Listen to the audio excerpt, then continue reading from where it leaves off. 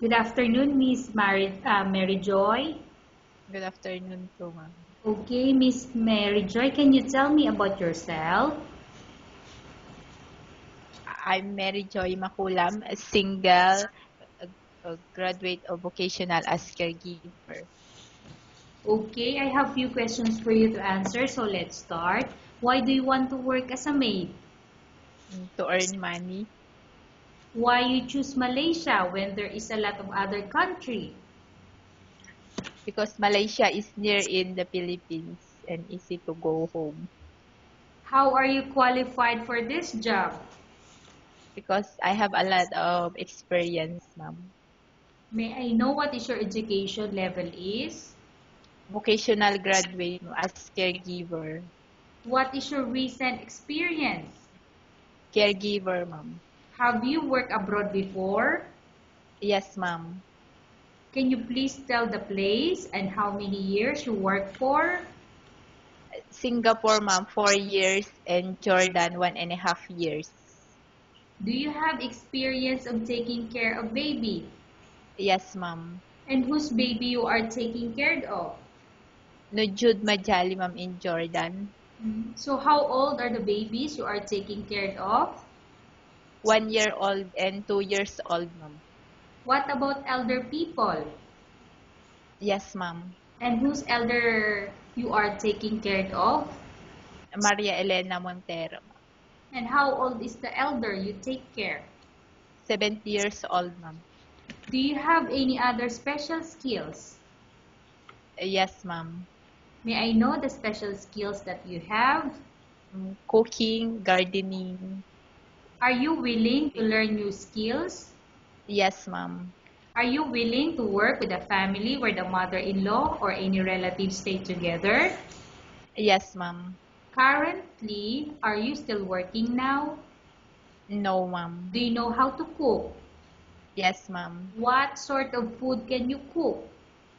A little bit Chinese food and Filipino food. Okay, in Chinese, what dishes do you know?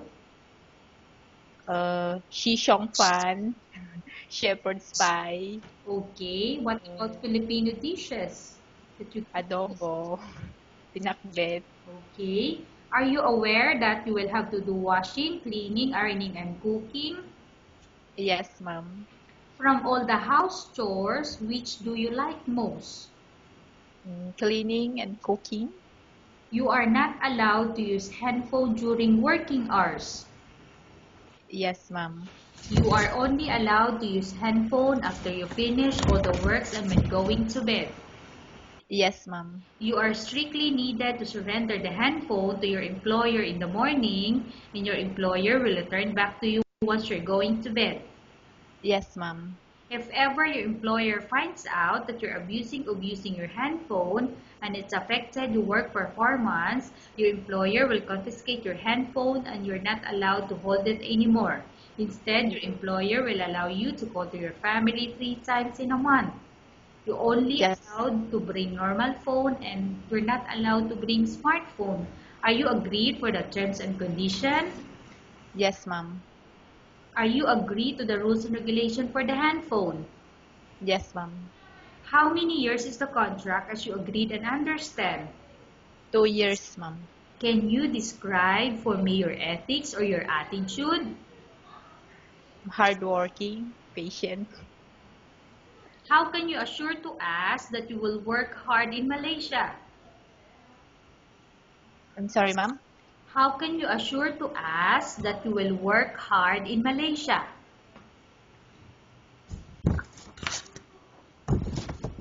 Miss Mary Joy, can you hear my question, Mary Joy? Can you repeat, ma'am? Okay, the question is this: how can you assure to us that you will work hard in Malaysia? I assure because I'm hardworking. Mm-hmm. So you are a very hardworking. That's the big assurance. Yes, Is that ma'am. correct? Okay. Can you promise not to use the telephone without the permission of your employer? Yes, ma'am. Can you promise not to put on makeup but to dress properly while work? Yes, ma'am. Can you promise not to invite friends and relatives without the consent of your employer? Yes, ma'am. Can you promise not to ask for advance salary from your employer under any circumstances? Yes, ma'am. Do you really understand of the rules and regulation of the agency? Yes, ma'am. Do you pay any placement fee for you to come to Malaysia to work as a maid? No, ma'am. Do you have any history of sickness, example breast cancer or any other illness? No, ma'am. Do you suffer from any skin diseases, allergy or physical defect? No, ma'am. Have you suffered from any serious illness? No, ma'am. Have you undergone any operation? No, ma'am. Are you medically fit? Yes, ma'am. Are you in any medication? No, ma'am. Are you allergic with any food? No, ma'am. Are you prepared to work for the employer of any race? Yes, ma'am. Are you prepared to eat that type of food taken by your employer? Yes, ma'am. Are you afraid of being left alone in the house? No, ma'am. Are you afraid of dogs or other pets? No, ma'am. Can you promise to work according to instruction from your employer? Yes, ma'am.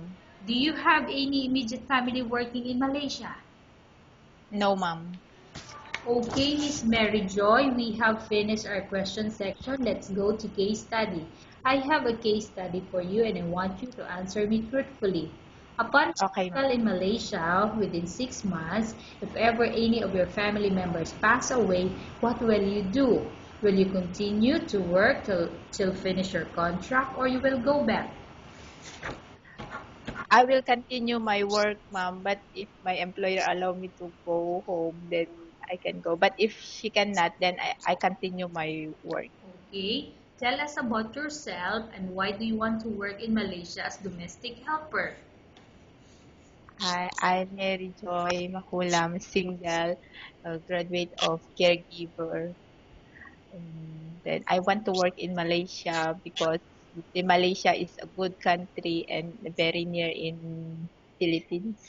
Okay, Miss Mary Joy, what do you want to tell to your employer who watching your video? Hi, ma'am. Every morning I greet you. Good morning. And if you select me, then I work very hard and I take care of you. Thank you. Okay, thank you very much, Miss Mary Joy. We will update your agency if there's any selection made by the employer. Okay, ma'am.